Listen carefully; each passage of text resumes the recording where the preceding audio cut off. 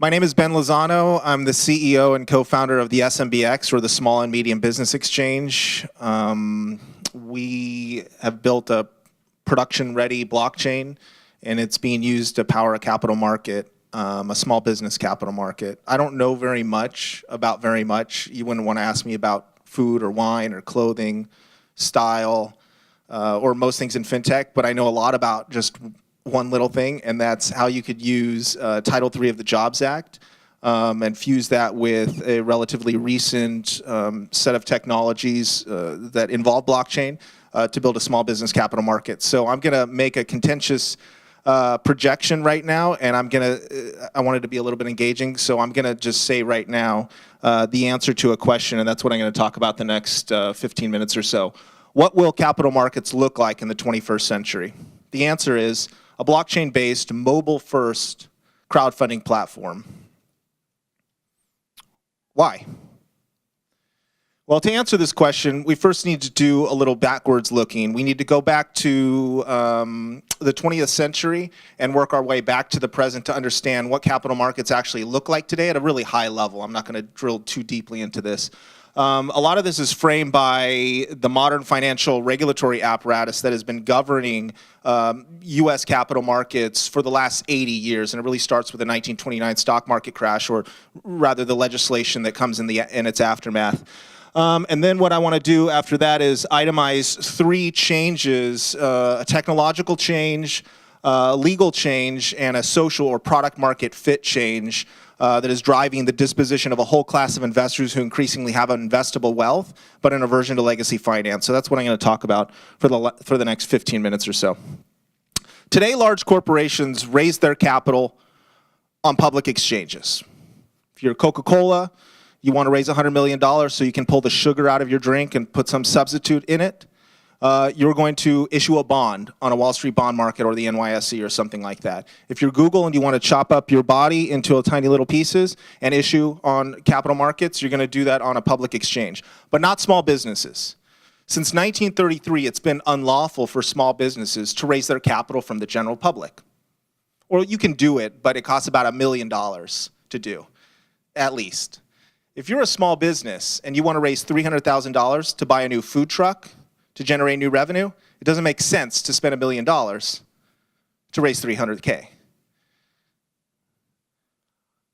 Why do capital markets look this way? Why do we have this bifurcation between public exchanges and private funding channels? If you're, again, a large corporation, you're going to you have both access to private funding channels and public funding channels, but in almost all cases, you choose public funding channels because of the value-added capital, the cost of the capital, everything that goes into it that makes it a superior form of finance. Would you rather raise capital with someone clanging a bell and clapping, yay, and broadcasting your name, or would you rather do it quietly by going to a commercial bank and raising private funding, or a VC or private equity, and raise capital privately? To answer the question of why 20th century capital markets look the way they do, we need to start with the traumatic event of the 1929 stock market crash, and then the modern financial regulatory paradigm that gets put in its place in its aftermath.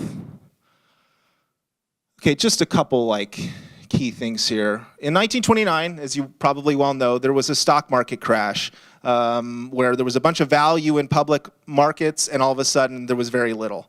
And that itself probably gets the most of the headlines. If you know anything about 1929, you've probably read about the stock market crash and in public exchanges and so on. But this is, I think, kind of interesting. I want to just dwell briefly on these two things. Here you have a bank run, right? Why would there be a bank run, right? Okay, sure, we didn't have the FDIC and federal deposits that were insured, but more fundamentally, why would there be a bank run? Why would this person back here be worried that this person up here would get their money, but this person wouldn't? It's because of the business model of commercial banking. This is the business model of commercial banks. All of our money right now is being used by commercial banks to loan out to people in the form of mortgages, consumer loans, and especially small business loans, right?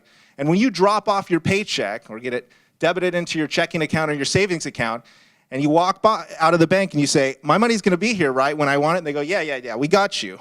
No problem. You go, okay, you're sure, right? Yeah, no problem. Your $100 is going to be here. And you walk out, someone else walks in the door here to Millbury Savings Bank, and they ask for a small business loan, and they give it to them. So the bank is perpetually earning a 5, 6, 7, 8, 10, 12% rate of return on our unused income. In other words, we're all funding our bank right now, right? And if you're worried that your money is not going to be here when you get back, it's because you understand that your money is actually not in the bank to begin with. I'm not making a criticism of that. I mean, if I could get a bank license, I probably would, right? Where do I sign up for that? That's great. How do you use other people's unused income to earn income perpetually yourself? Sounds great. So anyways, in the aftermath of the 1929 stock market crash, you have the bank runs. Congress did what Congress always does in the aftermath of an event that's traumatic. They held hearings. They called in a bunch of people. They found out what was wrong. They found that a lot of regular retail investors had been fleeced by kind of the loose disclosure requirements to issue public capital. And as a result of the PCORA hearings, you had a series of legislation that was passed. And this is the birth of modern financial regulation. There's a bunch of regulation that comes out of it. I thought we would dwell briefly in passing on 3 pieces. One is the passage of the Glass-Steagall Act, which has a lot of notoriety today popularly because apparently it artificially divided investment banking and commercial banking so you couldn't wear the same hats. I'm not worried about that. What the FDIC does for our purposes is it creates the concept of federal depository insurance so that trust would be placed back in the commercial banking industry so that we would continue to put our unused income in the bank. Because if we don't put our unused income in the bank can't use that unused income to loan out in the form of small business loans and so on, right? You need that intermediation for it to take place at this time in US history. Today you don't because the technology can do that job, but back then you did need that intermediation. You needed that brick and mortar function. The result of the Glass-Steagall Act being in place is, of course, that now central intermediaries are again considered safe havens for storing our unused income, and that was a very important social and political and economic effect of the Glass-Steagall Act. The other 2 things is the Securities Act of 1933 and the Securities and Exchange Act. The output of the securities, these 2 acts, is that there's a more robust set of disclosure requirements in terms of accounting, capital, just different disclosure requirements to actually issue securities to the public, whether it's a bond or a stock or whatever the case may be. It becomes a lot more expensive, in other words, to raise capital from the general public. And the result of this is, of course, it inadvertently excludes small businesses who can't afford to pay for the disclosure requirements from raising capital from the general public. And that's why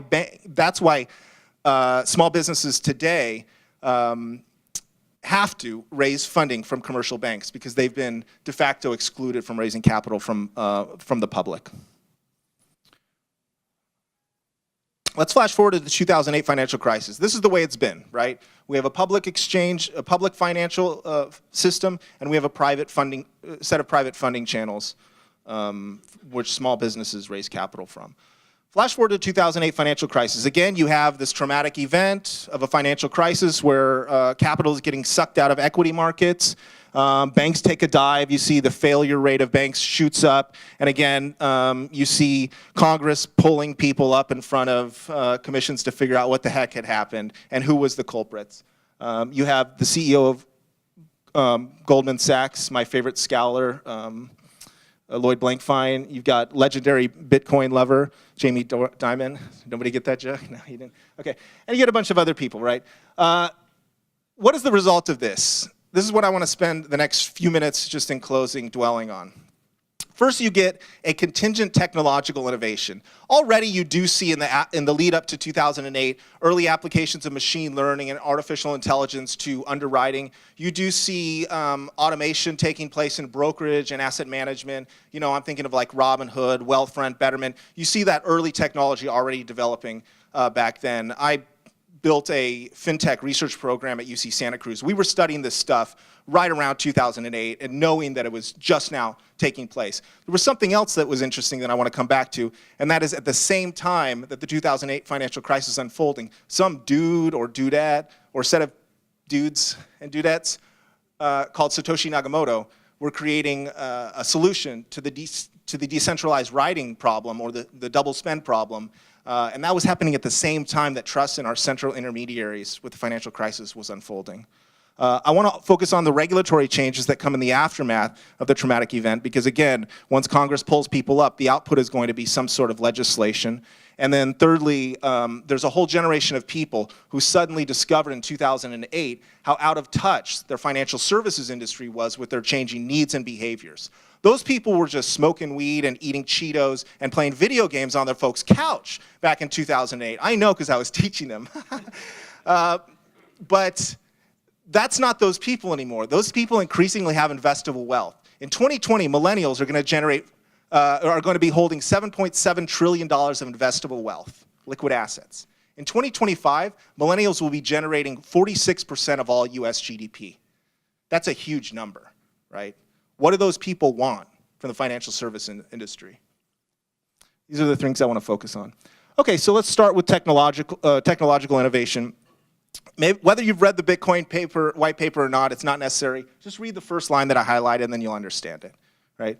A peer-to-peer version of electronic cash that would allow online payments to be sent directly from one party to another without going through a financial institution. Bitcoin's actually not good at doing a lot of financial transactions. It's built with zeros and ones, so it's really good with units, and it's good at doing commerce transactions. But if you wanted more sophisticated transactions, you'd really want to go with one of the newer protocols. I'm thinking in particular of Ethereum, which is really ready-made for financial services transactions. But anyways, in 2008, 2009, Satoshi Nakamoto solved the problem of the double spend problem, which is an interesting solution in and of itself. And he also created a cryptocurrency, which is super interesting because since time immemorial, the state has had a monopoly on the creation of money. But now, today, any punk kid with a few lines of code can create and distribute their own money. It's super interesting, right? I'm not going to talk about that. What really interests me about blockchain today and using it as a use case for creating a small business public exchange is the regulatory arbitrage it provides with smart contracts. And so that's what I'm going to talk about in just a minute. The second is regulatory, the legal or the post-2008 financial regulation changes. First is the Dodd-Frank Wall Street Reform Act, which increases bank reserve requirements and capital requirements. They're actually two different things, even though they often get lumped in together. The result is it becomes a lot more expensive for banks to lend to small businesses. Okay, at the same time that we know that small businesses are growing in the United States and increasingly need access to capital, banks are actually being forced through regulation to pull out of the small business lending market, right? You're having these things move in two different directions. Banks these days want to shoot elephants. They don't want to catch rabbits, but there's a lot of rabbits that need to be caught.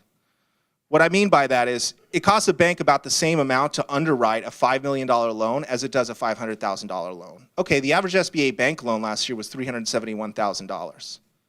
That's what small businesses need. So they're obviously not going to be getting increasingly bank loans moving forward. They can, it's just getting increasingly tough. The second thing is the Jobs Act of 2012. The Jobs Act creates several subtle but very profound changes to that loosen the requirements for issuing public securities.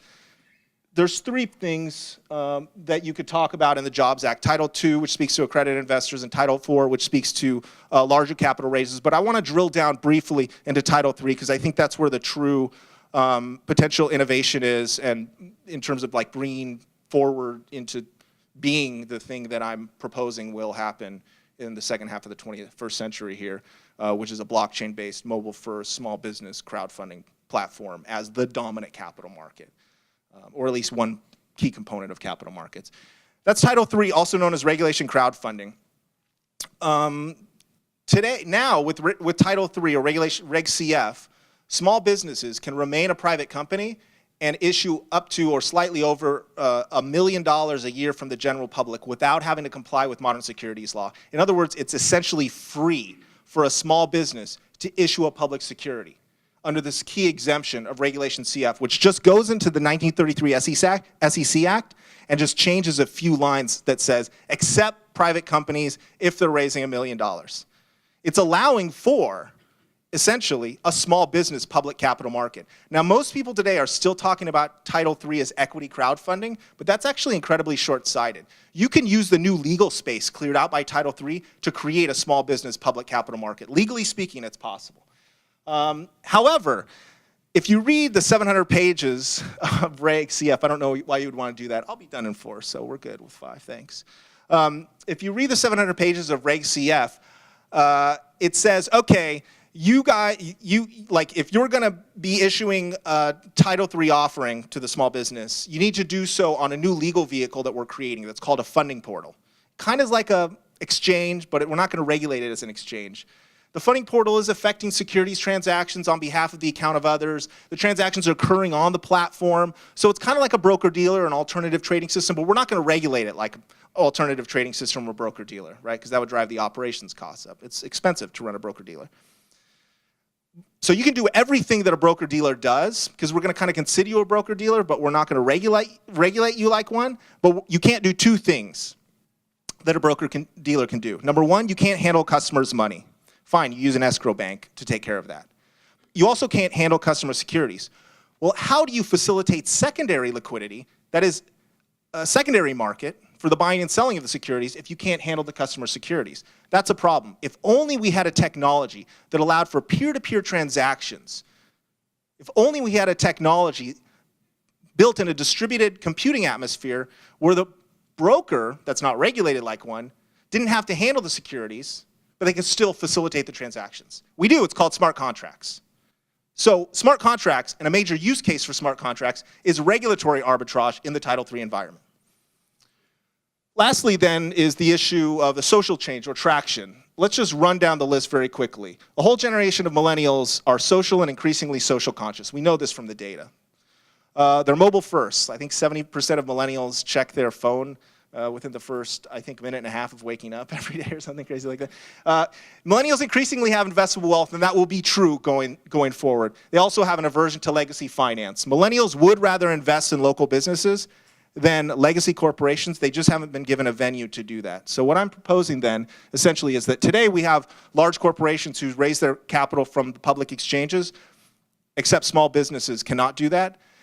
In the future, Title III allows that small businesses will also raise their capital from the general public.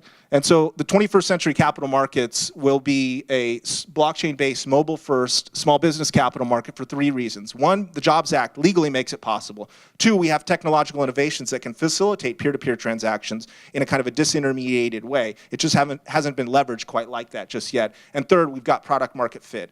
Millennials are going to be dominating the scene. This is what they want. So this is what it would look like. Thank you.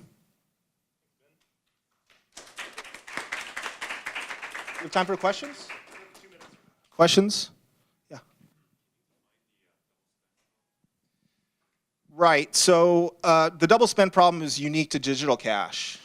If I've got $100 here in digital money, and you sold me a security or a cup for $100, I could send it to you, but then I could also send that same $100 to another address to myself, right? Now I've just, like Jesus, broken bread and fish, created a miracle, right? I've created more money. I've just double spent the money. The concept of money loses all meaning if I can just spend ex nihilo ad infinitum. The proof of work mechanism that Satoshi Nakamoto engineered with the Bitcoin, capital B, Bitcoin protocol solves that problem so that you can't double spend the money.